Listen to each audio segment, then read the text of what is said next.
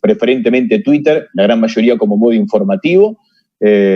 Algunos tienen Instagram, que cumple, me parece, un rol diferente, más juvenil, más de video, más de fotografía y no tanto de información o de conceptualización.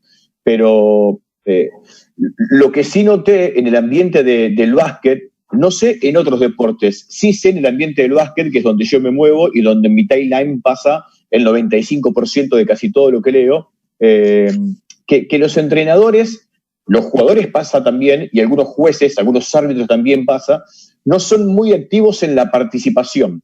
Y yo comprendo que haya, dentro de toda esta situación, tal vez un dejo de humildad o un poco de vergüenza en exponer algún comentario o subir algún video o comentar algo cuando están mirando un partido, cuando son parte de un partido en vivo, o no necesariamente en vivo, porque también he visto que algunos entrenadores por ahí suben algún video con alguna jugada, con algún partido determinado para marcar una situación, pero insisto con que son muy pocos, y yo estoy completamente convencido, y esto lo aprendí con el paso de los años, pero básicamente escuchando a varios entrenadores hablar sobre la gestación de la Liga Nacional y la época en la cual León Lasnudel fue tan importante para el básquet argentino, y en ese momento de los albores de la Liga Nacional, cuando León podía viajar y conocer, capacitarse, traer videos y tener libros, que vivía compartiendo absolutamente todo con los colegas que él conocía y con los que no conocía y tenían la posibilidad, que en ese momento no era tan práctico y tan fácil como ahora, de conseguir un contacto para compartir información. Yo aprendí en ese momento, cuando empecé a trabajar en la Liga Nacional y empecé a conocer un poco más, no a León porque no tuve esa posibilidad, pero sí a las personas vinculadas a León Lasnudel. Aprendí que el mensaje de León fue puntualmente ese, que si queremos que el deporte, en este caso que el baloncesto, y el baloncesto argentino en ese momento crezca, pobre de aquel que no tenga el deseo de compartir algo que haya aprendido, que se lleve a la tumba algo que por más que sea absolutamente positivo, valioso o exitoso en su momento, o no tanto por haber fallado, que se lo lleve a la tumba y que no lo comparta. Y yo me quedé con esa frase, y no solamente me ha servido en mi vida y en mi profesión y en mi vocación, cada vez que tengo la chance de dar alguna charla en una escuela de periodismo, sino que también me parece que las redes sociales puntualmente hoy están cumpliendo un rol absolutamente determinante por esto de ser completamente masiva, gratuita, porque cualquiera con Wi-Fi, con internet, con datos y con una cuenta gratuita es parte de la historia. A mí me parece que podrían ser muchísimo más activos, y de esa manera, no solamente a nosotros como periodistas, sino también al resto de la gente que no es entrenador o a sus colegas mismos, no tengo ninguna duda que les puede servir. A mí me fascinaría, y tengo aquí que me anoté algunos ejemplos, no voy a decir nombre y apellido, pero sí la función que cumplían. Tengo algunos ejemplos de algunos tweets que leí últimamente en los últimos años, que a mí como periodista me han abierto los ojos, me han enseñado, me han educado, me han marcado un camino sobre una situación de juego determinada o un jugador determinado, sea cual fuese la competencia y el torneo. Por eso marqué diferentes casos que me parece que son absolutamente valiosos. Hace 2 años estaba mirando una final de Liga de las Américas. Gabriel Deck estaba jugando para San Lorenzo, y estaba teniendo un partido realmente muy bueno con respecto a la anotación. Creo que había marcado entre 18 y 20 puntos el primer tiempo y terminaría cerca de los 30 ese partido. Un partido importante ya de finales de Liga de las Américas. Y me acuerdo que un entrenador, en ese momento, yo estando al aire, haciendo el partido, leí, porque vivo con el teléfono en la mano, aún en transmisión, que puede ser un error, pero es parte de mi historia. Leí que un entrenador, un coach importante, estaba remarcando el impresionante partido de Gabriel Deck sin la pelota, en el tema del spacing, en cómo Deck estaba utilizando en los dos costados del campo de juego, pero preferentemente el ataque fijo, el juego sin balón. Y eso a mí como periodista me abrió la cabeza. No me quiero imaginar a la gente que seguía en ese momento a ese entrenador, que estaba mirando el partido y que posiblemente estaba mirando o el partido completo o situaciones puntuales de Deck como anotador con la pelota, pero no esos mínimos detalles tan valiosos y tan importantes, tan trascendentales en el juego como el spacing y el juego sin balón. me quedó marcado ese tweet de hace 2 años. Y en base a eso, también vi otros 2 que fueron sumamente importantes, porque no venían solamente de un entrenador, sino que ya directamente venía o de un coach de formativas que yo seguía en Twitter y se animó a comentar algo puntual, o también de jugadores. Hubo un jugador que en una final de hace 2 años en la NBA, estaban jugando los Warriors, y nada, igual Klay Thompson estaba jugando un partido extraordinario, la metía de todos lados con sus capacidades ofensivas, y él puso un tweet. Yo no estaba transmitiendo el partido, lo estaba mirando en mi casa en ESPN, y este jugador puso un tweet hablando sobre lo maravilloso que es leer la situación de Klay Thompson cuando pone la pelota en el piso, qué pocas veces que lo hace, cuándo lo hace, por qué lo hace y qué beneficios saca en consecuencia, si llegaban a contestarle el tiro o si directamente era porque era portador de la pelota, y empezó a marcar situaciones y a cortar videos en el momento de la final, que a mí me pareció realmente maravilloso poder mirar el partido y a la vez informarme y aprender de los detalles de este jugador de Liga Nacional, que tuvo ganas en ese momento de usar Twitter como método expresivo, y mostrar un poco su visión de lo que estaba pasando. Y el último ejemplo que tengo, que es un poco más reciente, estábamos transmitiendo la Copa del Mundo en China, y un entrenador que yo sigo, que es de Rosario, que tiene Twitter, estaba mirando un partido de Argentina, y bueno, evidentemente Facundo Campazzo estaba teniendo una actuación defensiva, como suele hacerlo, muy buena, pero lo que él marcó en su cuenta de Twitter era la segunda defensa. Hace poco Silvio Santander escribió un tuit hablando sobre que ya no es suficiente para marcar que uno es un buen defensor porque es bueno 1 contra 1, sino que hoy un buen defensor verdaderamente es el que defiende 1 por 1 y que aparte se encarga de otras cuestiones, de una finta, de una ayuda, una rotación o lo que fuese el contexto defensivo. Y en ese momento ese entrenador de Rosario, a quien yo sigo, empezó a marcar cómo Facundo Campazzo estaba haciendo estragos con su defensa entre línea, cómo colaboraba para el equipo, no solamente para que su jugador no le rompa la línea, no le genere, sino que además estaba defendiendo esa finta o esa entrelínea de una forma maravillosa contra un equipo europeo en ese momento que lo estaba sufriendo porque no encontraba la manera de provocar o generar una variante o una ventaja ofensiva en ataque fijo. ¿A qué voy con estos 3 ejemplos y con este punto? Que no importa el rol que ustedes tengan. Yo hablé con los chicos que organizan para preguntarle por experiencia en estos últimos días quiénes eran los entrenadores o las personas que eran parte de este Zoom, y me dijeron que había absolutamente de todo: coach principales, asistentes, segundos asistentes, profes de educación física,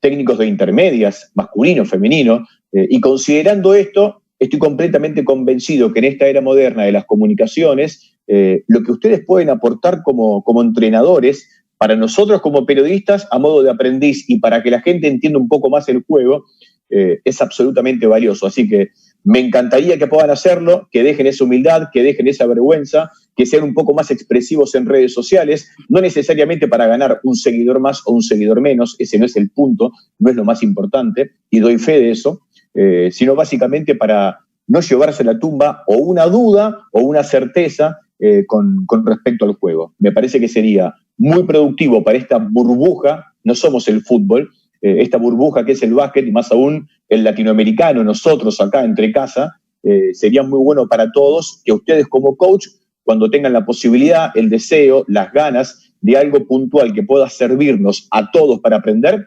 que lo hagan. Sería maravilloso. Y con estos ejemplos, e insisto, estos ejemplos sacando el último, que es un amigo mío, que es técnico de intermedias, después los otros 2, estoy hablando de un entrenador top y de un jugador que también jugó Copa del Mundo alguna vez y en ese momento quiso opinar sobre eso.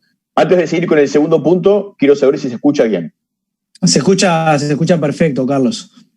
Bien, buenísimo. El segundo punto es un poco más directo, porque obviamente por mi laburo y por los diferentes lugares donde me toca trabajar, tengo la chance de entrevistar permanentemente a entrenadores, y no solamente en la Liga Argentina, sino en las diferentes categorías y torneos que me toca hacer, tanto en Deporte B como en DirecTV. Y la realidad es que, si bien en una entrevista es absolutamente determinante el trabajo y el rol del periodista para conseguir una buena nota, también me doy cuenta que hay infinidad de veces, y yo entiendo que si es en vivo y es durante un partido, que en la cabeza del entrenador o del jugador en ese momento, lo más importante no sea qué es lo que va a declarar, qué le va a dejar al televidente o al que escucha radio, o si la nota es para pasar en algún medio gráfico al lector minutos más tarde. Estoy completamente convencido que lo más importante pasa por qué está pasando o qué pasó en el partido, si es entretiempo, entre cuarto o final de partido.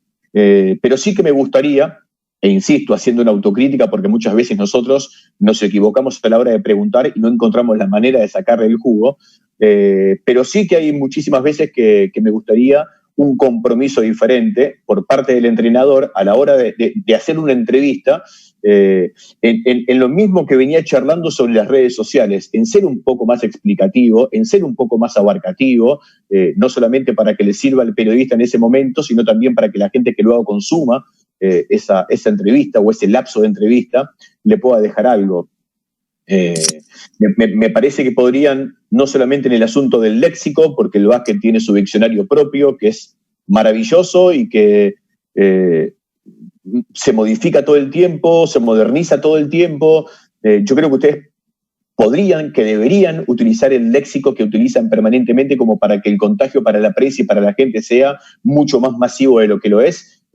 Y dentro de las posibilidades, cuando es una entrevista un poco más light, en la cual hay tiempo y se puede conversar, se puede charlar, también me gustaría que en lugar de ir al grano con algo determinado, que puedan explayarse, que puedan argumentar cuestiones técnicas, cuestiones tácticas, porque les soy sincero, no es algo que esté pasando mucho, por tercera vez, y juro que es la última, lo voy a decir. Tal vez sea un error nuestro como comunicadores no llevarlos a ustedes a que la nota sea un poco más jugosa para que la gente que lo está consumiendo, que lo está leyendo, pueda reforzar léxico, concepto, técnica, táctica, detalles del juego. Así que nada, me gustaría que en base a lo que dije en el preámbulo de mi charla, esto de no guardarnos nada, y de compartir las cosas para que todos juntos podamos tirar para adelante, que el básquet sea más popular y por sobre todas las cosas, que los detalles mínimos del juego, sin ir a extremidades complejas que los entrenadores tienen y nosotros como periodistas no, y la gente que lo consume posiblemente tampoco, pero sí en cuestiones que son básicas para comprender un poco mejor el juego, que tengan ese deseo y esa solidaridad de compartirlo. Está buenísimo, Carlos, esto que decís. Realmente yo considero que no hay mejor persona para explicar un deporte que un entrenador. Y bueno, y en este caso, reafirmar lo que vos decís, cómo uno muchas veces se nutre, aparte también ese rol de profesor, de maestro, y de poder también compartir.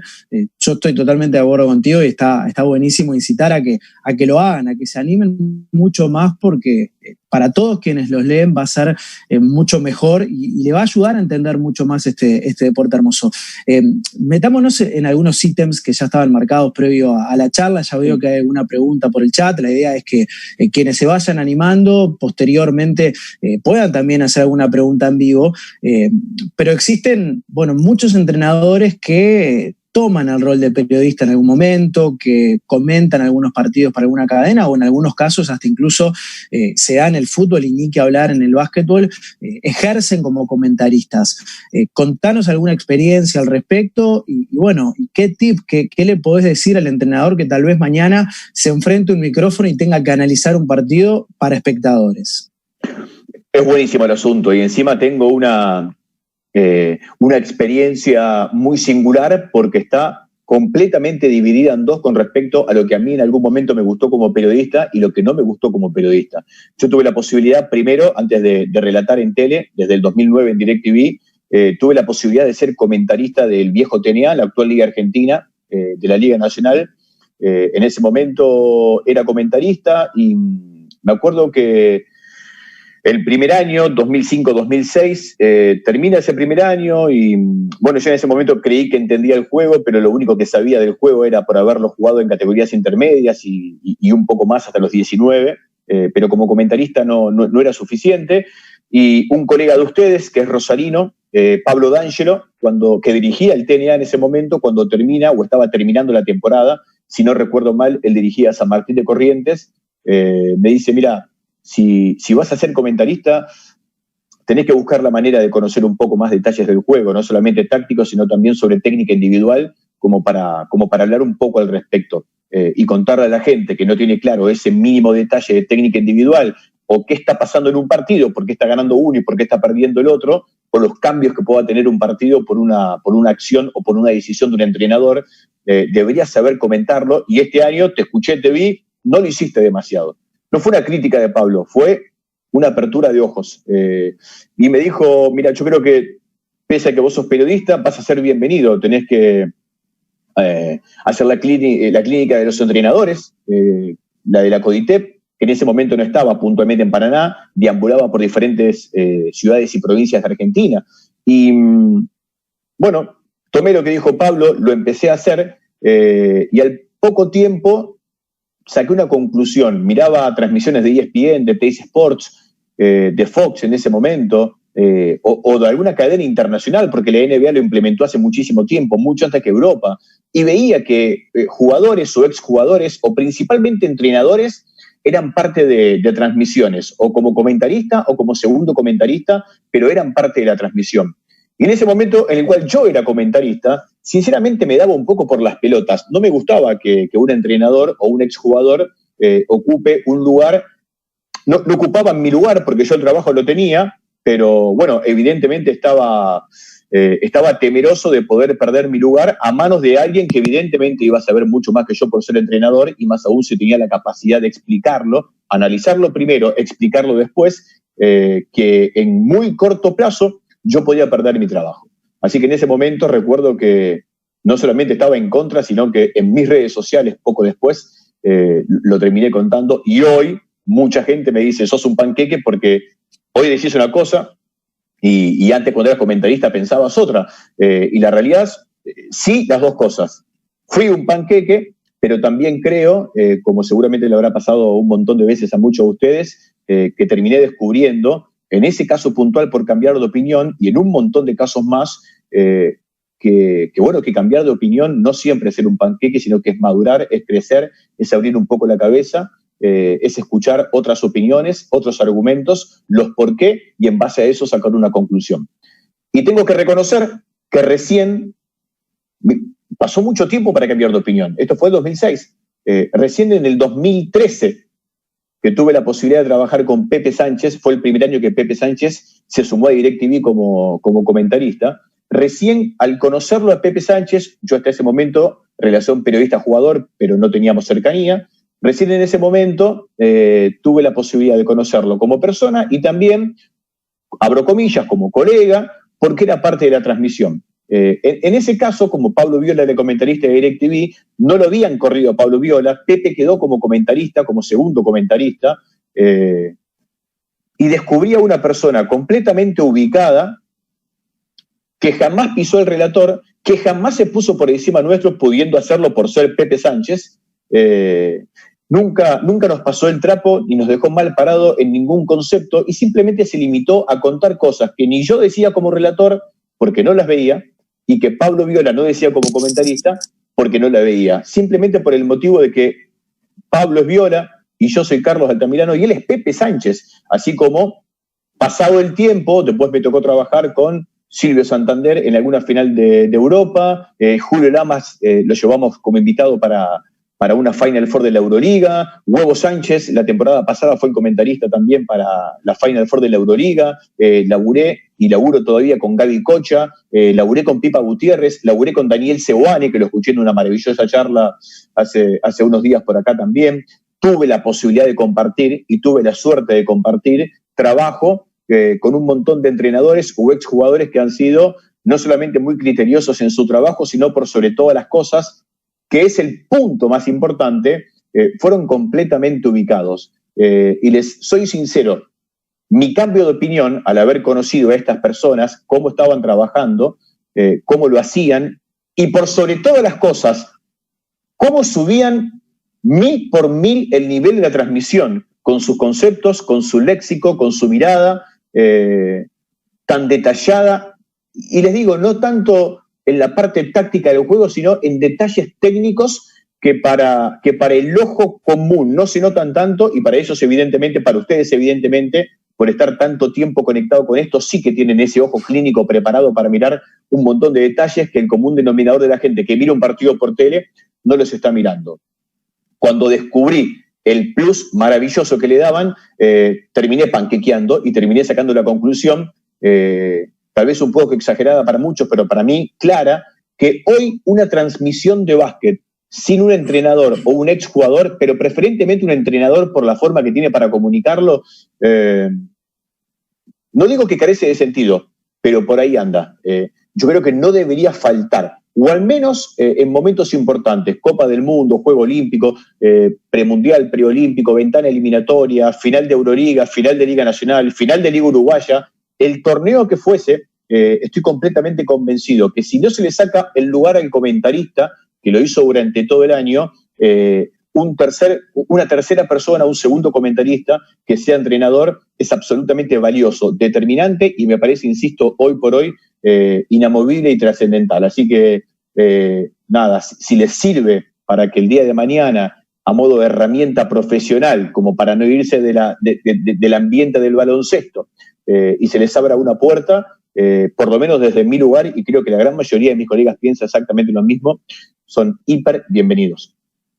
Bien, ya vamos a estar compartiendo alguna pregunta vía chat, pero yo cuando te presentaba decía un apasionado del relato del básquetbol con una impronta muy particular, y lo que se nota es una vocación para vos, el relatar básquetbol, porque incluso me consta que fútbol tratás de no hacerlo y no querés meterte en ese mundo, más allá de que te lo ofrecieron, y hasta incluso en alguna promesa lo has puesto.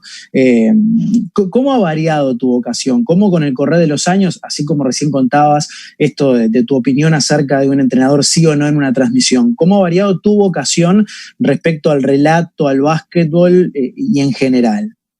¿Sabés cuándo varió, Santi? O al menos, más que variar, cuándo me di cuenta que era una vocación. Hubo seguramente dos momentos en los cuales no solamente aprendí el significado real de la palabra vocación, sino que me di cuenta que por suerte la tenía. Y me parece que nadie es entrenador de baloncesto de todos los que están acá porque les cayó de regalo. Es porque han tenido un vínculo primero como jugadores, se enamoraron del juego y después tuvieron, cuando dejaron de ser jugadores, o muchos que siguen siendo jugadores y están estudiando la carrera o querrán ser entrenadores, es absolutamente vocacional. Nadie lo hace porque, la verdad no sé qué hacer, de algo tengo que laburar, bueno, voy a ser coach de baloncesto. No, es absolutamente vocacional. Ergo, como le pasó a todos ustedes, a mí también me pasó de muy chico, diría que desde la escuela primaria yo ya jugaba a ser periodista y jugaba a ser relator. En ese momento, Santi, tengo que reconocerlo, relataba fútbol, era hincha de Boca y me gustaba el fútbol, me gustaba jugar al fútbol, pese a que también jugaba al básquet y me la pasaba relatando goles de Batistuta, de La Torre, de Márcico. Pero bueno, sentí de muy joven esa atracción por la comunicación y por el relato, sin saber lo que era ser periodista y sin saber que yo iba a ser periodista, porque estamos hablando de que yo tenía 7, 8, 9 años, no más que eso. Después, cuando estaba terminando ya el secundario y sabía que iba a ser periodista y todavía jugaba en categoría inferior, juvenil en ese momento, U19 hoy, bueno, había momentos que dejaba el picado en el club de barrio, en el Tala, yo jugaba en el Tala de Rosario, y agarraba una botella de coca y en lugar de jugar con mis amigos relataba que ellos jueguen. O sea, en ese momento ya empecé a darme cuenta del aspecto vocacional. Y pese a que tuve que romperme muchísimo el lomo durante casi una década haciendo cosas independientes en Rosario, que es un recuerdo maravilloso y me ha ayudado en mi formación muchísimo, tengo que reconocer que me di cuenta verdaderamente que el periodismo era mi vocación y básicamente el vinculado al básquet cuando empecé a recibir palos, cuando empecé a ocupar ya en el 2009 un lugar piola en DirecTV y empecé a relatar baloncesto internacional en DirecTV, y en ese momento en el cual te gana el ego y pensás que por el hecho de haber llegado a un canal importante te mereces absolutamente todo y tenés que estar vos por encima de cualquiera. Bueno, en ese momento recibí un par de palos terribles. El primero fue haberme quedado fuera de la Copa del Mundo de Turquía. Yo había hecho en estudios, con Daniel Seguani como comentarista, había hecho el premundial de Puerto Rico en el 2009. Y bueno, por el hecho de hacer el premundial pensé que iba a ser el mundial de Turquía. Y DirecTV viajaba a los mundiales. Digo, bueno, va a ser mi primer viaje a Europa, voy a relatar un mundial que es un sueño. Bueno, no, fue otro, no fui yo. Decisión del canal. Juro que lloré mares, que me pegué la cabeza contra la pared 1000 y millones de veces preguntando el por qué había hecho mal. Y la realidad es que posiblemente no había hecho nada mal. Simplemente no era mi momento, no era el lugar. Y el canal en ese momento decidió que vaya otro. Y no yo. Bueno, sufrí y pasó. Debo reconocer que el 2010 y el 2011 trabajé a duras penas porque sentía muchísimo dolor por lo que había pasado. Pero dije, ya listo, me pongo una meta nueva y quiero ir a Londres. Ya que no fui mi primer viaje a Europa 2010, a mi primer Copa del Mundo, quiero ir a mi primer Juego Olímpico en el 2012. Hice el preolímpico de Mar del Plata en el 2011, lo relaté, en ese momento pensé lo mismo, dije, bueno, como relaté el preolímpico 2011, ¿cómo no me van a mandar a los Juegos Olímpicos a Londres? No me mandaron, fue otro. Volví a pagar derecho de piso, en ese caso lo sufrí muchísimo más que la Copa del Mundo porque se sumaba el dolor de cabeza, las lágrimas, la decepción, la desesperación, la angustia de todo lo que pasó en el 2010, sumado a que tampoco iba a los Juegos Olímpicos en el 2012. Y ese fue un clic importantísimo. Hubo un momento en el cual, y recuerdo que fue charlando con mi vieja, hubo un momento en el cual dije, esto no es para mí, porque si no fue en el 2010 y no fue en el 2012, no va a ser nunca. Y yo quiero hacerlo, quiero lograrlo. Y dije, posiblemente, bueno, no, esto no sea para mí, tal vez tenga que hacer otra cosa. La pregunta me la respondí automáticamente, no tuve ni siquiera que razonarlo, no tuve que pensarlo. Dije, no, si yo a los 8 años relataba jugando y a los 10 años o 12 años dejaba de jugar y agarraba una botella de coca y relataba a mis amigos, y esto me gusta mucho y voy a las clínicas porque me gusta, no por dinero, si tanto me apasiona, si tanto me gusta, evidentemente esta es mi vocación. Voy a seguir peleando, voy a seguir luchando, en algún momento se me tiene que dar. Así que, Santi, para responder el asunto vocacional, en cómo fue cambiando, a mí me pasó eso. Yo me di cuenta que esta era mi vocación en el peor momento de mi carrera, ante la peor adversidad, en la peor noticia, y no necesariamente cuando más tarde tuve la posibilidad de ir a México en el 2013, a España en el 2014, a Venezuela en el 2013, a México en el 2015, a Río en el 2016, o ahora la Copa del Mundo de China en este año, o algunas Copas del Rey en España. Es muy fácil darte cuenta que esa es tu vocación. Cuando viajas en avión, vas a hoteles 5 estrellas, te garpan viáticos en moneda extranjera y salís en una serie internacional. Pero yo me di cuenta que era mi vocación, tanto en el 2010 como en el 2012, cuando me quedé absolutamente fuera de todo. Y seguramente a ustedes les puede pasar, o les ha pasado. Sin duda. Ya vamos a estar hablando algo de esas experiencias internacionales, que es relatar en un mundial, en un Juego Olímpico, pero vamos a mechar ya algunas de las preguntas que llegan vía chat. Por ejemplo, aquí Nicolás Barrientos nos pregunta ¿qué diferencias ves entre el básquetbol argentino y uruguayo desde el tema de organización, scouting, captación de jugadores? ¿Y cuáles crees que son los motivos que hacen que haya tanta diferencia hoy entre ambos países? Mira, sería un poco injusto, Santi, responderte eso, porque yo sé lo que pasa en Argentina, pero no sé puntualmente, con fineza, con lujo de detalle, qué pasa por Uruguay. Y no he charlado con entrenadores uruguayos o con ustedes, con colegas uruguayos, al respecto. Así que no es porque no quiera meter la pata, no es por falta de compromiso. Sí noto, porque me toca relatar muchas veces o a la selección de Uruguay, no tanto, porque es en ventana eliminatoria, solo un par de veces, y puntualmente contra Argentina, o principalmente cuando tengo que hacer Liga Sudamericana, Liga de las Américas en su momento, o Champions este año, sí puedo hablar sobre una diferencia con respecto a cómo se fue modernizando el juego. Creo que el básquet argentino lo ha logrado con creces en los últimos años, se ha modernizado en un montón de aspectos, en la intensidad, en el spacing, en la técnica individual, en la creatividad, y noto que el básquet en Uruguay se juega todavía bastante atrasado. mínimo una década atrasado con respecto a estos puntos determinados que acabo de marcar. Básicamente en el tema de velocidad de ejecución. Me parece que todavía se juega demasiado lento. No quiero, insisto, explayarme mucho más allá, porque el por qué no lo tengo claro por el hecho de desconocer. Pero sí que cuando relato los partidos, más allá de que alguna vez algún equipo uruguayo le haya hecho partido o le haya ganado a algún equipo argentino, más por presupuesto y por equipo, o tal vez por oficio en ese equipo, con los Osimani, con los Leandro, con Batista, bla, bla, bla, me da la sensación que sí, que hay bastante diferencia, que la Argentina está creciendo y ha crecido muchísimo en los últimos años para modernizar su ADN, su estilo, en su Liga Nacional, desde su Liga Nacional, y que Uruguay está un poco más atrás. Bien, buenísimo, buenísimo, porque aparte me acuerdo de haberte leído hace algún tiempito vía Twitter refiriéndote al respecto, y creo que acá coincidimos la mayoría de los entrenadores que estamos presentes, incluso Silvio Santander el otro día en una de las charlas que dio vía Zoom, él hablaba un poco de cómo Argentina compitió en el Mundial y tuvo ese nivel que tuvo, sobre todo porque consiguió un ritmo internacional que fue lo que lo catapultó a ser vicecampeón mundial. Sí, completamente. Bueno, pero ahí ya estamos hablando, si bien la mayoría, el 90% de los jugadores fueron formados en la Liga Nacional, a diferencia tal vez de lo que pasó con la generación dorada, y esto cobra un valor inmenso. Bueno, estamos hablando de un equipo que tuvo en cancha durante muchísimo tiempo a jugadores que se formaron en la Liga Nacional, pero que la universidad la han hecho en Europa. Campazzo, La Provítola, Dec Vildosa, Garino, Escola mismo, pero sí, coincido. El nivel de intensidad y el manejo de ritmos, o el dominio desde su ritmo que ejecutó Argentina en la Copa del Mundo, es un clarísimo ejemplo de cómo ha crecido en ese aspecto.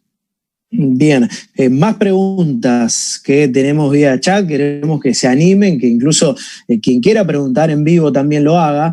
Aquí Agustín Palomar dice, desde tu rol de comunicador, ¿de qué manera podrías ayudar a expandir el básquetbol, hacerlo más popular y lograr mayor difusión? Bueno, nosotros como comunicadores tenemos puntualmente ese rol y esa misión. El asunto es que es complejo, sinceramente es complejo, que un deporte que no sea el fútbol o el deporte más importante de un país determinado, porque hay países en los cuales el fútbol no es el deporte más importante. No sé, me ha tocado ir a Venezuela y ver que el béisbol es un deporte importantísimo y se le da trascendencia y hay muchos periodistas y tienen también esa misión. Pero desde nuestro lugar me parece que el tema de las redes, la buena utilización de las redes sociales es algo hoy absolutamente determinante, porque pasa todo por ahí y en muchos casos pasa más por ahí que pasa. El 90% pasa por el celu, por el teléfono, y ya no tanto por la tele. Así que lo que yo intento hacer desde mi lugar, y me parece que se nota, es ser hiperactivo en redes sociales, puntualmente en Twitter, donde tengo más seguidores, más afinidad, más respuesta, más ida y vuelta con la gente. Así que yo lo llevaría para ese lado. La difusión, no solamente en texto, sino en entrevistas. Tuve la posibilidad de viajar a Copa del Rey y el 100% de mis entrevistas en lapsos, absolutamente todas han aparecido en redes sociales, en Twitter y en Instagram. Y también me gusta mucho cuando estoy capacitándome, mirando partidos en casa, sacándome dudas con amigos, con entrenadores, con jugadores. Pepe mismo, estoy mirando partidos y le mando un video para que me diga qué piensa. Recorto ese video, lo pongo en mi cuenta de Twitter para contar o lo que me dijo Pepe o lo que veo yo, aún sabiendo claramente que lo que puedo estar poniendo es una pelotudez, pero siempre preferí, y con eso me ha ido muy bien, porque he tenido mucha gente muy piola, muchos entrenadores muy piola, que ante el error, al publicar algo, automáticamente, o de forma pública, como me pasó, o de forma privada con un WhatsApp, me han corregido. Che, mira, me parece que lo que pusiste no, por esto y por lo otro. Y sinceramente, no solamente no se me cae ni una media al respecto, sino que me viene maravilloso para aprender, para corregirme, y automáticamente, en el mismo lugar donde puse ese video o ese concepto, agradezco a quien me corrigió y pongo, si coincido con eso, la corrección. Me acuerdo, por ejemplo, que hace algunas semanas estaba haciendo un partido del Madrid recién miraba a Pablo hablando sobre Edi Tavares, y me la pasé hablando sobre el aspecto defensivo del Madrid y de Edi Tavares como 5 arquero, diciendo permanentemente cómo Edi Tavares corrige tiros. Y Santi Belsa, que es asistente de Peñarol de Mar del Plata, me dice, che, loco, no te enojas, no te ofendés, no es corregir tiros, es modificar tiros, porque corregir es ofensivo, cuando vos corregís para anotar, pero modificar el tiro es cuando defensivamente le cambiás el lanzamiento al que está tomando el tiro. Maravilloso, a eso voy con el comienzo de la conversación, de ser más activos ustedes como entrenadores, teniendo conceptualmente claro asuntos técnicos, de léxico y de táctica, para que colaboren con nosotros y nos hagan mejores, para que desde la comunicación hagamos esto un poco mejor, más entendible, más profesional y más popular también. Totalmente de acuerdo. Se están sumando algunos a seguir mandando sus preguntas. Por ejemplo, aquí Guille Bordoña nos pregunta, ¿el básquet femenino, masculino y la NBA son 3 deportes diferentes? Absolutamente de acuerdo. Yo últimamente no puedo seguir mucho el básquet femenino porque durante todo el año hago 9 ligas, tanto por Deporte B o por DirecTV. DirecTV compró mucho FIBA, más el Eurobásquet, más la Euroliga, así que me cuesta mucho ver el básquet femenino, pero cuando lo veo, o cuando en algún momento también tuve que trabajarlo para Deporte B, me parece que es por un tema absolutamente lógico, hormonal. Físicamente los hombres son completamente diferentes a las mujeres, y esto me da la sensación, no soy un experto, pero debe pasar en el básquet y en todos los deportes. No creo que sea lo mismo mirar un partido de tenis de un caballero que una dama, de un partido de vóley de un caballero que una dama, de fútbol, de lo que fuese, y el básquet es absolutamente lo mismo, y más aún en momentos en los cuales el deporte en general y el básquet en particular se ha hecho extremadamente atlético, más que físico, por el contacto físico, extremadamente atlético. Y bueno, en eso evidentemente el hombre saca una ventaja diferente, y cuando nosotros estamos acostumbrados a mirar baloncesto masculino, me da la sensación que mirar el femenino, si bien podemos encontrar las similitudes del juego en sí, desde el punto de vista técnico, táctico también, me parece que también notamos esa variable. Y la NBA, yo no tengo ninguna duda, a veces me da la sensación que está guionada, pasan cosas que decís, puta madre, ¿qué deporte es esto? Juegan 3 metros, porque en Europa se juega 1 metro arriba, se juega a nivel del aro. En la NBA se juega arriba del tablero, no arriba del aro. Y pasan cosas que evidentemente en el resto de los torneos no pasan. Esos tipos vuelan, juegan a otra cosa, y encima han notado en los últimos años y quedó demostrado no solamente en la NBA, sino también en las selecciones de Estados Unidos, salvo la última, de que el tiro era hoy por hoy una herramienta absolutamente determinante, y en cuanto la han ganado, la han adquirido y la han potenciado, bueno, ya, inalcanzable, es imposible. Bien. ¿Vos cómo es tu relación con la NBA, con relatar NBA? Mala, no lo hago. DirecTV tiene 2 partidos por semana. De hecho, Pablo, que es comentarista de la Liga conmigo, la Euroliga conmigo, comenta la NBA, pero no, a mí no me gusta. Puedo estar completamente equivocado en lo que estoy diciendo, porque se supone que no solamente son los mejores en lo que hacen, sino que la escuela americana es la génesis, es el comienzo del baloncesto, esta escuela de poner la pelota en el piso, correr lo más rápido posible para adelante y tirar en esos momentos lo más cerca del aro posible, o en el básquet de hoy con un rango de 3 puntos como lo suelen hacer ellos.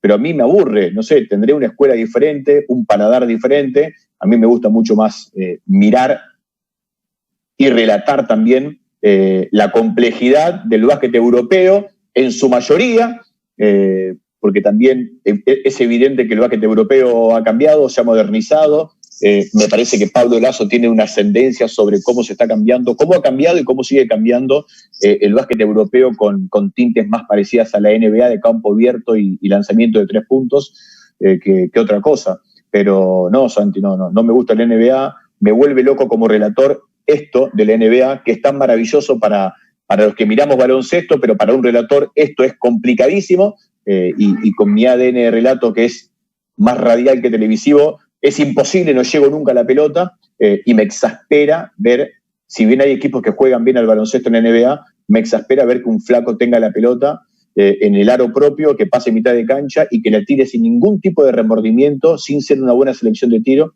Eso en la NBA pasa mucho y sinceramente no lo disfruto. Bien, un saludo para James Harden, que está viendo la charla también. Pero pará. También quiero dejar en claro algo, porque no podemos hacernos los tontos y no aceptar que los parámetros del modernismo del baloncesto también va para ese lado. Ante la complejidad de crear espacios, en la NBA en eso son maravillosos, pero no necesariamente porque jueguen a campo abierto, sino porque ellos crean los espacios para el talentoso, para el mejor jugador, que va a tener el 80% del partido de la pelota en la mano, porque para eso es bueno, talentoso y cobra lo que cobra, y punto final. La NBA en ese sentido es muy clara. Le van a dar la pelota a James Harden, a LeBron James, en su momento a Kobe, y van a sacar ventaja dándole todos los espacios posibles para que él con la pelota haga lo que se le cante el culo. Y eso a mí me parece maravilloso porque les da resultado y son los mejores. Ahora, ¿lo disfruto? No, sinceramente no tanto. Bien, está Guido Fernández por ahí también para alguna pregunta en vivo. Todavía hay un montón que han enviado el chat. Vamos a tratar de cumplir con todas las preguntas, pero a ver, Guido, para trasladarle en vivo alguna pregunta a Carlos. Bueno, por supuesto, Carlos, muchísimas gracias por esta oportunidad. Como decía Santiago también, este tipo de iniciativas no se estudian, ¿no? Poder charlar con ustedes es algo también para los entrenadores único, así que lo valoramos. Y hablando de eso de valorar, te pregunto, ¿cómo haces esos scouting, esas anotaciones que siempre subís? ¿Cómo las vivís? Mira, si te referís a mis planillas, el 98% de las cosas que escribo en la planilla no las uso. Son solamente datos estadísticos. No me copa mucho el asunto estadístico. Sí me parece que en un deporte completamente estadístico como el baloncesto es importante. Yo reniego un poco de eso, me los anoto por si en algún momento del partido me sirve para algo puntual, algún porcentaje en triples o algún porcentaje en la línea en caso de que sea partido cerrado y un jugador determinado va a la línea para ver cómo le ha ido en ese aspecto en algunos partidos, pero las anotaciones puntualmente son estadísticas y no las uso. Lo que sí uso es lo que no se ve de la hoja, que es la parte de atrás. Cuando hago un partido, sin importar la liga que fuese, siempre miro los partidos anteriores de ese equipo o estudio un poco el ADN del entrenador para ver qué va a buscar en ese partido puntual, cómo va a intentar ganarlo, cómo va a minimizar al entrenador o al equipo rival. Así que uso muchísimo más anotaciones que no se ven cuando saco la foto y publicito el partido en mis redes sociales que lo que se vea habitualmente. Y también quiero dejar en claro que no es tan natural, no es normal que un relator haga un scouting más detallado desde el punto de vista técnico, táctico, estratégico que numerológico, pero bueno, yo cuando empecé en el 2009 a laburar en DirecTV y laburé con Pablo Viola por primera vez, como yo venía de ser comentarista y me había empezado a enfermar con situaciones técnicas, con técnica individual, con detalles técnicos, con táctica, hablando permanentemente con los entrenadores, le pregunté si a él le molestaba como comentarista, porque yo había sido comentarista, si a él le molestaba que cuando relato, tal vez si veo algo lo digo, aún pudiendo estar equivocado, miles y millones de veces. Me dijo que no, y como suele pasar, o como pasó conmigo, me dio la mano, le agarré el hombro, no el codo, porque, bueno, tal vez muchísimas veces digo más cosas de las que me corresponderían, pero sí también creo que el modernismo comunicacional televisivo, y en eso me parece que Álvaro Martín y Coach Morales han bajado una línea. Me parece un poco retrógrado esto de que el comentarista comenta, el que relata y nadie se mete en el campo del otro. Si se puede charlar al aire como lo hacen Álvaro y Coach y muchos otros también, a mí me parece maravilloso e intento ejecutarlo. Bien, vamos con alguna otra pregunta. Por ejemplo, Leo Pais entrenador uruguayo, trasladaba hace un ratito de por qué no entrevistar a un entrenador de formativas para que el público, sobre todo padres, sepan lo que busca un entrenador formativo, porque muchas veces los padres no entienden muy bien de qué va el entrenamiento y hasta incluso a veces tienen alguna opinión negativa acerca del trabajo de los entrenadores. ¿Cómo ves vos para el periodista la posibilidad de meterse, de hincarle el diente al básquetbol de formativas?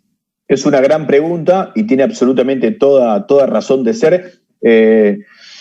No sé por qué no lo hacemos, porque sinceramente no creo que no hagamos una entrevista a un coach de formativas para que explique el desarrollo formativo de un jugador porque no venda. Porque, insisto, esto no es fútbol, que le hacen la nota solamente a un coach tirabomba para que en la pantalla o en el diario o donde fuese o en redes sociales tenga más view, más likes o más comentarios. En nuestro mundo de baloncesto no es así. No es que evidentemente va a vender más que uno haga una opinión, una entrevista o un video de Facundo Campazzo o de Vildosa o de Scola o de cualquier crack de la NBA o cualquier equipo de la NBA. Pero estoy completamente de acuerdo con eso. Sería muy valioso que no solamente se le dé protagonismo nosotros como comunicadores a las categorías principales, a los torneos principales, a los entrenadores principales, los jugadores principales, sino también a los que son formadores. Así que tomo nota, agendo, me parece que es un asunto importantísimo y muy productivo para exponer. Mirá esta pregunta, Carlos, que hace Federico Carrancio, está muy buena, y quiere saber cómo ves el básquetbol de aquí a 10 años. Bueno, completamente diferente al de ahora. No sé cómo, pero sí completamente diferente al de ahora. Hay una frase de Pepe cuando le ganamos a Francia, la semifinal de Copa del Mundo, que dijo, es muy simple y parece no necesitar tanto argumento. Pepe dijo, señores, el juego manda. Francia tenía más equipo, más jugadores en la NBA, más jugadores en Europa, jugadores que ganan mucho más dinero, algunos seguramente con mucho más oficio que Argentina, tenía más talento. Uno miraba el rostro de Francia, como con Serbia, y el rostro de Argentina, y no te dan los números para decir ganó Argentina. No hay chance de que te den los números para decir que Argentina no solamente le gane a Serbia y a Francia, sino que le compita, que le converse un partido. Y sin embargo pasó todo lo contrario. Y esa frase de Pepe me parece que resume la respuesta a tu pregunta. El juego manda, se ha modernizado, se va modernizando, va cambiando absolutamente todo. Me parece que a todos nos gusta de vez en cuando, y más aún a los argentinos. Sé que los uruguayos también son muy fans de la generación dorada, tanto de los jugadores como de ese equipo, y todos de vez en cuando tenemos un dejo de nostalgia, de romanticismo, y ponemos en YouTube o en archivo propio en casa algún partido del 2001, del 2012, del 2004, del 2006 en Japón, que fue un violín, y nos gusta. Pero la realidad es que ese baloncesto ya no se juega así, al menos en intensidad de ejecución, en velocidad de ejecución, y bueno, y me parece que es así, ¿no? En 10 años el juego va a ser, no sé cómo, pero seguramente va a ser diferente. Bien, también acá trasladaban una pregunta, vos hace un ratito hablabas un poco del León, de la creación de la Liga Nacional, y preguntaba cuánto tiene que ver en este éxito de la selección argentina a todo nivel la creación precisamente de esta Liga Nacional. Bueno, 101%, 101%. La idea de León en ese momento era crear la Liga Nacional para que los mejores jugadores compitan entre ellos, que ahí se pueda detectar en una sola liga y no de vez en cuando con algún campeonato argentino o algún torneo aislado en Capital Federal, que se pueda detectar el talento en mayor cantidad. Pero bueno, era básicamente eso, que los mejores jueguen contra los mejores, porque eso los iba a hacer mejores, y que eso evidentemente iba a alimentar a la postre en su desarrollo y en su imaginación, y qué acertado estaba, iba a alimentar a la selección nacional para que sea cada vez su mejor equipo. Así que la creación de la liga fue para el básquet argentino lo más importante de toda su historia. Bien, vos ya has hablado de cómo te has nutrido de muchos entrenadores, de la buena relación que tenés con ellos y que son parte fundamental para que, bueno, tu estilo de relato se vea sobre todo yo creo que se ve magnificado. Pero ¿cómo es la relación con los jugadores? Esta es una pregunta más personal. Tanto generación dorada como bueno, esta generación, con jugadores NBA, con jugadores que brillan a nivel europeo. ¿Qué tenés para decirnos del mano a mano, del detrás de cámaras con estos monstruos? Bueno, son todos cracks y también, como nos pasa a todos, a vos, a mí y a toda la gente que está escuchando, también son diferentes. Y en la GD, con respecto a la relación con la prensa, son bien diferentes. Lo que sí te voy a dejar en claro, sacando algún tema puntual, más por personalidad que otra cosa, es que para hacer una entrevista con un jugador de la generación dorada, tenés que estar preparado. No vayas con boludeces, no preguntes pavadas, porque va a ser una pérdida de tiempo para ellos y te lo van a hacer saber. Pero no de forros, ni de agrandados, ni de poco humildes. Han creado una manera, un estilo, y son tan inteligentes y conceptualmente tan buenos, que si lo vas a entrevistar tenés dos caminos. O te preparás bien en caso de que sea una entrevista con concepto, de hacer una introducción a la pregunta con un concepto. Andá bien preparado, no digas una boludez, lo digo por experiencia propia, negativa experiencia propia por boludo, o hacé la pregunta sin tanta introducción, porque no les va a copar. Y la realidad es que entrevistar a Manu, voy a dar 3 casos puntuales, entrevistar a Manu, entrevistar a Luis Scola y a Pepe Sánchez es complicado, pero no porque ellos sean complicados, sino porque han creado esa metodología en la cual son tan buenas las cosas que dicen que necesitan que las dos partes sean buenas, que tu pregunta sea buena, que la forma de llevar la entrevista sea buena y que estés verdaderamente preparado. Y voy a contar una anécdota. En el 2014 yo fui a España, no como relator, relaté partidos, pero no de la zona argentina. Cuando jugaba Argentina, yo hacía las notas post partido. Relató Bruno Bain, comentaba Pablo Viola con Pepe Sánchez, y yo esperaba en la zona mixta que salgan los jugadores para hacer la nota post partido. Le ganamos a Puerto Rico el primer partido por 35 puntos, paliza, baile fenomenal, y le hice una pregunta a Luis Scola de poco más de 2 minutos. Mi primera pregunta duró más de 2 minutos. Y le conté todo el partido según lo que yo había visto, queriendo demostrar en ese momento que yo sabía. ¿Qué carajo le importa a la gente si yo sé o no sé? Si está Luis Scola para responder lo que pasó en el partido. No, bueno, en ese momento cometí el error y Luis Scola me lo hizo saber al aire. No sé qué querés que te responda si ya dijiste todo vos, de lo cual en el 90% no coincido tanto. Me mató con justa razón, pero con este ejemplo quiero dejar en claro... ¿Cómo la remaste después? No la remé, le hice las otras preguntas, no sé, ya no sé, aparte titubeaba porque dije, la puta madre me mató, y no es que Scola me había matado, yo había sido un completo desubicado, y el tipo me ubicó en un segundo, y posiblemente él no se acuerde, pero cuando termina la nota, yo vuelvo al puesto de transmisión con Pablo, con Pepe y con Bruno. Luis no se fue, Luis se quedó, y esperó que yo me vaya, a la cancha que tiene el flaco, que sabía que yo iba a pasarle al relator, y me dice, boludo, no me preguntes más así, no me hagas 2 preguntas de introducción comentándome todo el partido. Si vos me haces si me estás preguntando qué pienso yo, ¿qué me importa lo que pensás vos? Nada, clarísimo. Voy a eso con la relación con los jugadores. La tienen tan clara que hasta, por lo menos a mí, me han educado infinidad de veces. Pepe ni te cuento. Bien, te ha tocado, recién contabas, ¿no? Relatar tanto de torneos regionales como torneos de ascenso, hoy Liga Nacional Argentina, competencias internacionales, tanto en nuestro continente como en Europa, mundiales. ¿Qué significa y cuánto cambia el relatar un torneo y otro?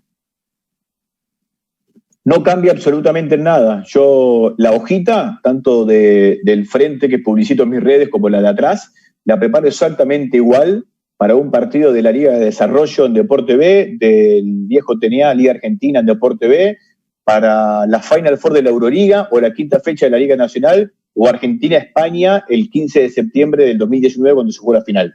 No cambian nada. Mi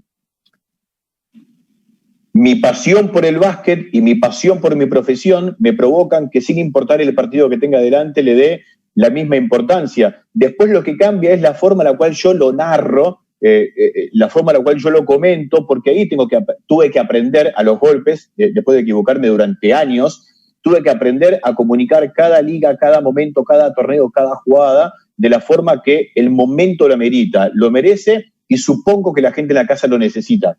Pero por mi cabeza pasa exactamente lo mismo, Santi, y te voy a ser sincero, la semana pasada me preguntaron si el partido de Argentina con Serbia había sido el más importante por lo que significó y después porque se hicieron muchas memes y TikToks del relato del combo Campazzo-Dec, y la realidad es que me gusta muchas veces que me pregunten esas cosas porque me hace descubrir qué pienso sobre determinados asuntos, que yo no me los pregunto, pero cuando te los preguntan pensás y razonás y ejecutás. Y ¿sabés qué me di cuenta? Que la felicidad que tuve después del partido contra Serbia, contra Francia en la Copa del Mundo, profesionalmente y personalmente, o sea, lo feliz que me fui al hotel de vuelta después de ese partido fue exactamente la misma que cuando relaté mi primer partido por radio en Rosario en el 98 de una final de Central con Constitución. Juro que la sensación fue la misma,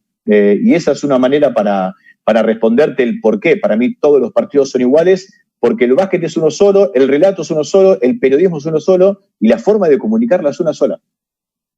Bien, recién hablabas del relato de radio. ¿Cuán diferente es relatar en radio o en televisión? Muy diferente, y no soy el mejor ejemplo, porque como mis comienzos fueron radiales, no solamente trabajando, sino escuchando. Yo escuchaba mucho fútbol los domingos cuando no había tanta tele, escuchaba transmisiones de radio todos los domingos, horas y horas, y me quedó ese ritmo frenético de la radio, que se supone que en la tele no es así. Si vamos a los parámetros tradicionales, históricos, de la diferencia de los relatos. Ahora, que va pasando el tiempo y muchos relatores van imponiendo en tele un estilo radial, no solamente por la energía, sino también por la intensidad, y más aún en un deporte como el nuestro, que te provoca obligatoriamente, y hoy como se juega, más que nunca, un nivel de ritmo frenético y sumamente intenso. Así que, ¿es diferente? Sí. ¿Lo fui retocando con el paso del tiempo para adaptarme a la tele? Sí. ¿Me costó? Muchísimo, y me sigue costando, pero no soy el mejor ejemplo, Santi. Bien, acá por ejemplo preguntan, y sobre todo con tu conocimiento y con haber compartido con él, hoy Rubén Mañano es el director deportivo de las selecciones nacionales uruguayas. ¿Qué crees que le puede aportar al básquet uruguayo? ¿Qué no le puede aportar? Rubén es un monstruo, no solamente por los pergaminos y por lo que ha conseguido, sino por el cómo. Me parece que, independientemente de la cuestión netamente deportiva, Rubén tiene algo innegociable, que son sus valores y el know-how. Su know-how no se negocia, la manera en la cual se trabaja no se negocia, el compromiso por lo que él quiere provocar no se negocia, y te guste o no te guste, las cosas van a ser así, y fue el motivo por el cual en ese momento la selección tuvo tanto éxito también, porque nadie va a negar que el equipo jugaba maravilloso, que había muchísimo talento, que Argentina coincidió en cada posición y en los relevos, en la segunda unidad, tal vez a los mejores talentos de su historia en cada posición, y esa coincidencia fue hermosa, pero lo que el tipo provocó en ese momento como entrenador fue genial. Ahora, no voy a la parte de él como entrenador, sino directamente cuando él se pone un plan, se pone un objetivo, lo contratan para algo, la manera en la cual lo ejecuta, con el compromiso, los valores y el convencimiento, no pasa muy a menudo. A ese nivel, limitándolo enfermizo, no pasa tanto. Así que me parece que para Uruguay va a ser extraordinario. Bien, Mauro Toncopi quería hacer alguna pregunta en vivo. Vamos a ir respondiendo las últimas. Por ejemplo, acá nos piden que nombres a un jugador. ¿Quién es el que más te marcó? O ese jugador que lo tenés un escalón por encima del resto, con lo difícil que es tener a uno solo, ¿no? Si es por mi gusto por el baloncesto y por lo que lo disfruté, Bueno, sin lugar a dudas es Michael Jordan. Para mí es el mejor basquetbolista y el mejor deportista de toda la historia. Pero después, bueno, evidentemente, yo elijo a 3 jugadores. El primero Jordan, el segundo por lo que nos provocó a todos, por lo que ha logrado y por cómo lo ha logrado. Y no tuve la posibilidad de relatarlo y trabajarlo tanto, por eso lo disfruté mucho en Río de Janeiro, en los Juegos Olímpicos, en Manu. Me provocó sensaciones hermosas y me hizo enamorarme por completo, más aún del juego. Y actualmente, como no miro tanto NBA, sé que hay un montón de cracks que te enamorarían de técnica individual, del rango de tiro, de juego atlético, nada, del baloncesto total, como el LeBron James, que hace absolutamente todo. Hoy a mí me provoca muchísima satisfacción y me parece que lo dejo en claro en redes sociales o cuando me toca relatarlo. Yo veo jugar a Facundo Campazzo y soy feliz. A mí el flaco me hace feliz. Él se divierte en la cancha, logra que el que lo vea también se divierta, independientemente de lo bien o mal que pueda jugar. Vos te das cuenta que el tipo está disfrutando lo que hace, está dominando desde su disfrute y la esencia misma de la palabra jugar. Él juega, disfruta. Y cuando hace las cosas que hace, a mí particularmente me provoca sensaciones maravillosas. Bien, la verdad que se nota que lo disfrutás y muchas veces uno que está del otro lado dice, pero pero está loco, ¿qué le pasa a Carlos? No, bueno, pero porque también me identifico mucho con... Y aparte lo conozco a Facundo cuando empezó, yo ya laburaba en la Liga Nacional, eran mis primeros pasos en la Liga Nacional como periodista y eran los suyos en Peñarol de Mar del Plata. Así que como lo vi crecer y como vi qué era Campazzo antes, cómo era su comportamiento, cómo fue creando su ADN en el cuidado de su físico, cómo fue cambiando su cabeza, cómo fue madurando, como conozco todo de él, a diferencia de los jugadores de la GD, que yo no los pude ver cuando estaban naciendo y formándose, lo disfruto mucho más. Como sé cómo fue el camino, lo disfruto mucho más. Ya viene Mauro Toncopi con una pregunta en vivo, pero el Real Madrid se aseguró, cerró un contrato de mucha extensión con uno hoy en día de los mejores, si no el mejor base FIBA, pero ¿qué pasa por tu cabeza cuando dicen Campazzo a la NBA? Bueno, yo creo que Campazzo es hoy NBA, lo es hace rato. Tal vez se habla mucho sobre el envase, a él no lo ha ayudado nunca el envase. A ver, me parece que el hecho de tener ese envase es lo que ha provocado que él, desde su temperamento, su cabeza, sus patas, reemplace centímetros por todo esto que te dije recién. Tal vez el envase no lo ayude tanto y tal vez el tiro no lo ayude tanto en la NBA para un perimetral que no tengas tiro.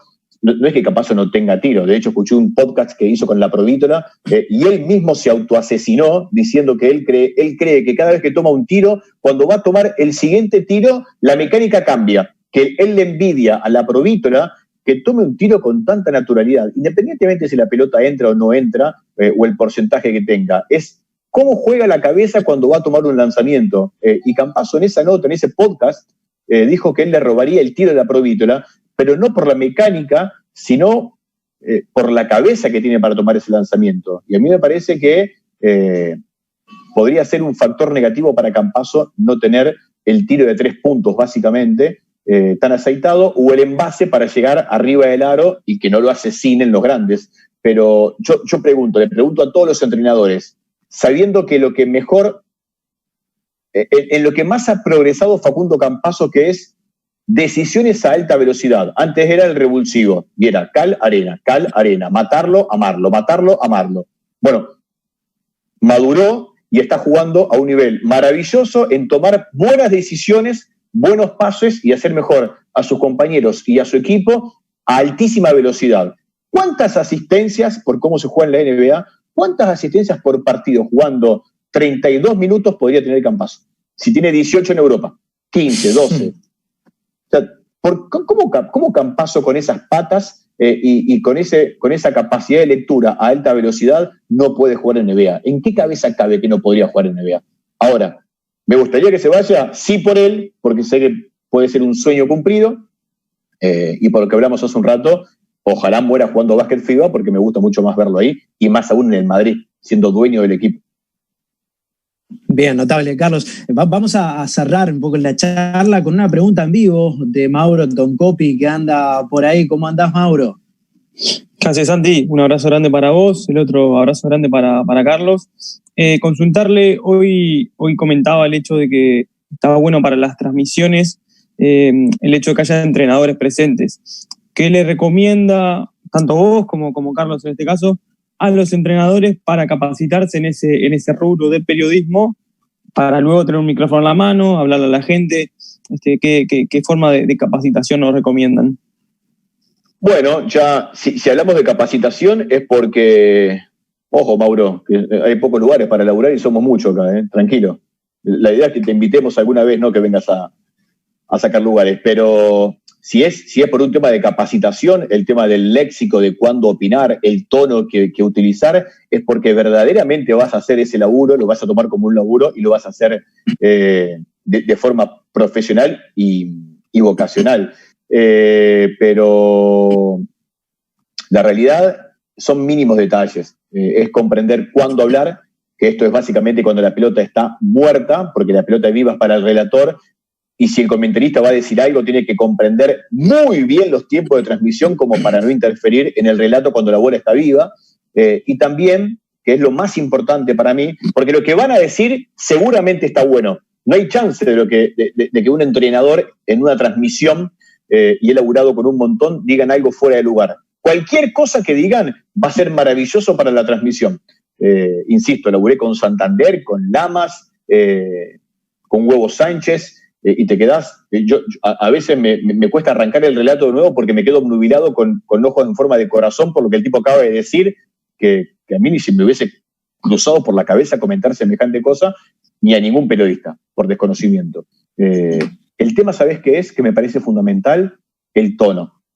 El tono. Yo laburé en Deporte B con Gaby Cocha y con Pipa Gutiérrez, Liga de Desarrollo y TNA, y lo único que les dije, y también se lo dije a Lamas en su momento en la Euroliga, es que levanten el tono, porque como no son periodistas, no impostan la voz, no marcan un ritmo, no levantan el tono, y la realidad es que si un entrenador o un exjugador en una transmisión dice qué buena entrelínea de Patricio Garino, es una cosa, y se dice wow, la entrelínea de Pato, el que está mirando el partido, el wow, la entrelínea de Pato, subir el tono, levantar el tono, remarcar la palabra entrelínea para que el que está escuchando comprenda qué quisiste vos marcar, es importantísimo. Y bueno, en ese momento, Lamas primero, con Santander no tuve la necesidad porque el carácter de Silvio lo llevó también al micrófono, y su pasión descarnada para comentar cualquier cosa que él quiera decir, siempre está a un tono alto, pero con Pipa, con Pepe mismo,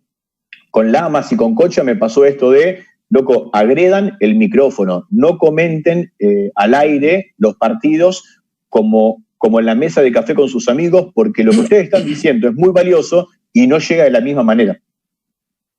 Bien, buenísimo. No sé, Mauro, si quedó respondida tu pregunta. Bien, anda por ahí seguramente sí, abrazo grande para él. Bueno, Carlos, vamos cerrando esta charla, la verdad que se nos pasó volando. No sin antes, te voy a meter un tema que, bueno, puede traer cierta división. Por ejemplo, nosotros la genera porque tenemos una visión distinta al respecto, pero vos en tus redes lo has marcado, no te gusta, es una nueva regla que la vez que hace que el básquetbol FIBA se empiece a parecer mucho más a la NBA y hasta incluso a otro deporte. Pero bueno, ¿qué les podés decir a muchos entrenadores que están del otro lado acerca del paso cero? ¿Qué tema? Sí, es todo un tema, porque los que opinan como opino yo, tal vez somos retrógrados, y en mi caso vuelvo a ser un panqueque, porque digo que me encanta que algo del básquet fabuloso es el modernismo y cómo va cambiando sus reglas para ser cada vez más atractivo, más atlético, con más anotación, más show. Se supone que el paso cero llegó para eso. A mí me parece que es más un tema político entre FIBA y la NBA, en esto de vamos a Copa del Mundo y a Juegos Olímpicos, hablo de equipos de Estados Unidos, y nos cobran un montón de caminatas que cuando jugamos allá no me la están pitando, en algo nos están cagando. o me permiten mucho donde yo juego o ustedes nos están cagando. Y me parece que para que FIBA genere ese vínculo aún mucho más fuerte con la NBA, para que siempre estén los mejores equipos y el baloncesto globalmente crezca aún más, me parece que la inserción del paso cero, copiando la NBA, es un poco eso, algo político, y tal vez con respecto al juego. Yo particularmente lo detesto. Para mí es literalmente handball. Yo en el secundario, cuando iba a gimnasia, jugaba el handball. Es handball, se lo discuto a todo el mundo, entiendo la regla, muchas veces durante el partido, porque es minuciosa, detallada, no me doy cuenta y digo que caminó y terminó siendo paso cero, pero yo la odio, Santi. Para mí fue, dentro de todas las grandísimas reglas que han cambiado el deporte, esta para mí es espantosa y la detesto. Bien, arriba, Carlos. Bueno, muchos escribiendo, agradeciéndote estos minutos que nos regalaste. Ya sabes el aprecio personal que te tengo, como muchas veces intercambiamos algunos mensajes, algunas opiniones. Y bueno, me imagino que quienes están del otro lado disfrutaron tanto como yo esta charla. Así que sumamente agradecidos y bueno, no faltará otra oportunidad para estar en contacto.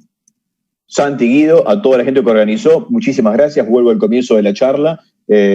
Seguramente no es mi lugar, es un lugar dedicado solamente para los entrenadores, pero que hayan hecho un impasse, un recreo con un periodista, que me hayan elegido, para mí es un placer grandísimo, lo reconozco como tal, me halaga de sobremanera, no creo siquiera merecerlo, pero lo disfruté muchísimo. A la gente que preguntó, muchas gracias. A la que se quedó escuchando respetuosamente, muchísimas gracias. Si algo de todo esto quedó, para mí ya es mucho más que suficiente. Así que quédense en casa, que pase esto pronto, que es un garrón y es insoportable para todos nosotros que vivimos en una cancha de básquet. Estar encerrado en 4 paredes es durísimo, pero bueno, señores, ya va a pasar. Disfruten, sean felices y ojalá nos veamos pronto en la cancha. Abrazo grande, Carlos. Chao, chicos, un placer. Bueno, así pasaba Carlos Altamirano en una nueva charla interactiva de entrenadores Zoom. Ya estaremos contándoles qué va a pasar la próxima semana, porque le pedimos que se queden hasta el final, porque vamos a estar anunciando lo que se viene por primera vez en la próxima semana. Antes contarles que mañana habrá doblete a las 11 horas, estará Marc Castillo hablándonos de detalles tácticos en la Euroliga 2019-2020 y a las 17 horas Mateo Rubio Díaz, soy entrenador de formativas del Barcelona, teniendo a cargo a Agustín Ubal, nos hablará de conceptos de juego en etapa juvenil. Recuerden, síganos en Instagram, en Twitter, Entrenadores Zoom, y además accedan a nuestra página web. Regístrense en cuanto puedan, porque eso les va a permitir acceder a 2 charlas grabadas por semana. La semana pasada tienen la opción de la charla de Silvio Santander y la de Matías Galo junto a Martín Andrade, y también tendrán la posibilidad de contar con las 2 charlas más votadas de esta pasada semana. Este próximo lunes a las 18:30 horas, como estamos acostumbrados en horario central, Óscar Huevo Sánchez, una mesa redonda para estar hablando sobre todo con un entrenador de muchísima experiencia en el medio argentino. Fútbol y básquet, 2